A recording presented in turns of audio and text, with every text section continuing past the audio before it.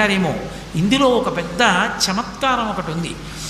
కూర్మము అంటే తాబేలు నిజానికి ప్రతి ఇంటిలో ఉండాలి. మనకి ఇప్పటికీ దేవాలయాల్లో తాబేళ్ళు ఉంచుతారు.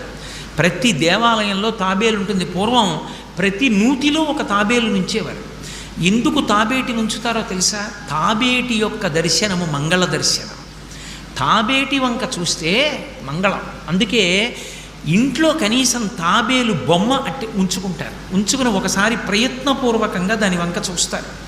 ఎందుకు తాబేలు ఇంట్లో ఉంచుకోవాలి అంటే దాంట్లో ఒక రహస్యం ఉంది. దీక్ష అని ఒక మాట. దీక్ష అన్న మాట దేనికి అన్వయం అవుతుంది అంటే యజ్ఞానికి అన్వయం అవుతుంది. యజ్ఞం చేసేటటువంటి వాడు దీక్ష స్వీకరిస్తాడు. దీక్షా స్వీకారం చేశాడు అంటే ఇంటి లోపలికి మళ్ళీ వెళ్ళరు.